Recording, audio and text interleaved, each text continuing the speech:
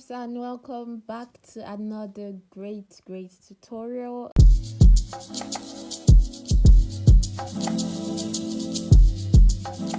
In this tutorial I'll be teaching you how to make a scrunchie. So we'll be making a scrunchie with this leftover ball of yarn I have. This is Yeye Extra. I think it's 3-ply. Yeah, 3-ply yarn. The favorite thing for me about making scrunchies is I can make them with leftover material, so I don't break the bank to make scrunchies. And if you're a girly girl, you definitely love scrunchies. So here's how to make one for yourself. I'm going to be using a 4.50 millimeter hook, but you could use any hook that is suitable for your yarn type. I'm also going to be needing darning needles to weave in my ends, and the major material is an elastic band. So you could use a ribbon that is plain, does not have any bead or obstruction, but I don't have that currently available, so I improvised by cutting an elastic of 6 inches and sewing it together with a tailor's needle and thread to get this band. It stretches out quite alright and comes back to its normal shape, so this would do. I always use this for scrunchies and it has never failed me.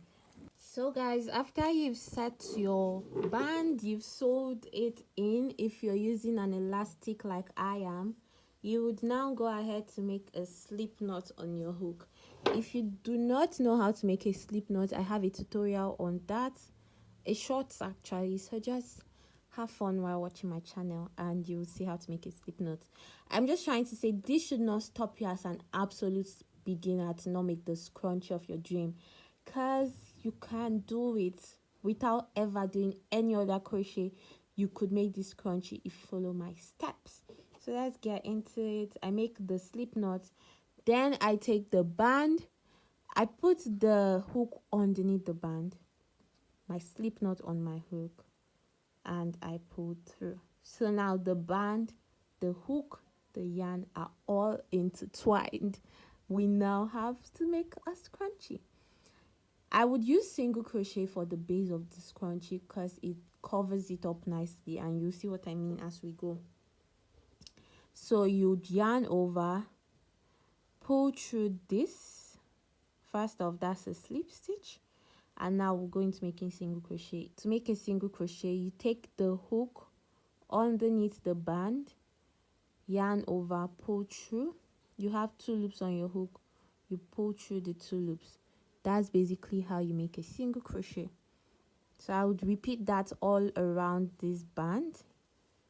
I like the weight of this yarn. It's going to make our scrunchie very fluffy. Now you see what I mean by it covers up nicely. The entire goal of this first round is to make your scrunchie and your band one. So to crochet into your band. Yes, cover your band with crochet, whatever that means to you. So I keep making single crochet round and round and round. After every, say, 10 single crochets, I drag it out. This is to make sure it is full inside and there's no gap.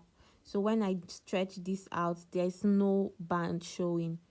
You could make yours a bit more scanty if that's your preference, but I prefer my scrunchies. I would bite my tongue while saying scrunchies today. I prefer my scrunchies very full. So you just keep going in and out with single crochet. Feel free to pause this video if it's a little slow for you, but it's nothing difficult. It is easy to do, and it is something I believe you can do if you watch this video. So you just keep drenching your band in single crochet, surrounding your band in single crochet. In, out, go in, pull up a loop, 2 hooks, out, in, pull up a loop, 2 hooks, out. And mind you, I'm taking my tail along. So this tail was after I made the slip stitch. this tail was left, so I'm weaving it in as I go. It's like basically part of the band, so I just weave it in neatly. This would be the neatest scrunchie ever, trust me. I would fill up the rest of this band with single crochet and come meet you guys for row 2.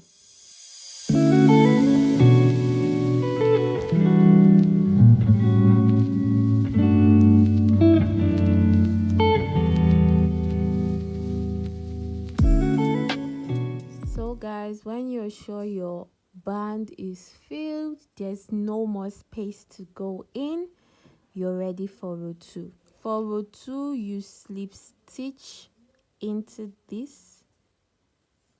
Now you need a stitch marker to mark this slip stitch. So this is the beginning of row 2.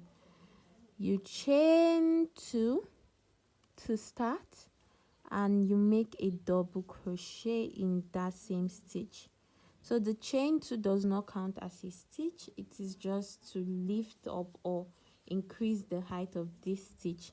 You make 2 double crochet. These are increases. This row is about increases. You make 2 double crochet in every previous single crochet to increase your stitches and make it fan out, give it the ruffled effect.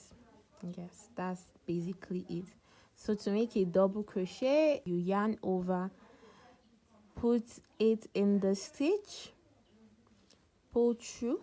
You have 3 loops on your hook, pull through 2, pull through 2, yarn over, insert, pull up a loop, pull through 2, pull through 2, and you'd repeat this round every single crochet stitch, and when you're done we would have 1 more row left to go. So I'll get back to you guys when I'm done making my increase row or my second row. You have any questions whatsoever, please drop it in the comment section below and I would be willing and glad to reply them.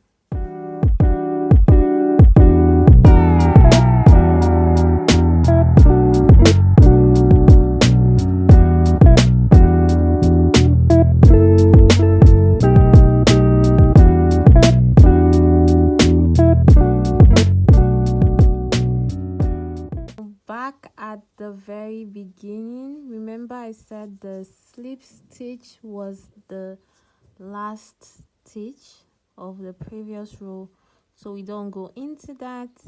Move your stitch marker, and I think this scrunchie band is looking perfect. What do you think? Well, we would have to slip stitch into the very first stitch on row 2, like so, chain 1, and some of you could go ahead and cut your yarn if this size is okay for you. However, I would go in with 1 last row, and also you could do more than 1 row. You could do 2 more rows or 3 more rows if you want your scrunchies very full. That's how you get those extremely huge or big scrunchies. However, I'm okay with just 3 rows. So going into our 3rd row, I would chain 3 or 2. I would chain 2, and I would simply go into the first stitch with 1 double crochet. I could mark this the last slip stitch so I don't go into it when I get back, and I double crochet 1 in every single double crochet of row 2. So I am no longer increasing. If you're going to make 2 more rows, you'd have to increase in this row and then don't increase in your final row. But this is my final row, so I am no longer increasing. If you increase, it just makes your scrunchie more full. So if that's the look you're going for, fine. It just depends on the look you're going for. I'm okay with the fullness of this. I would just go in with 1 double crochet in every double crochet stitch of my previous row, and I would meet you guys when I am done making the double crochet.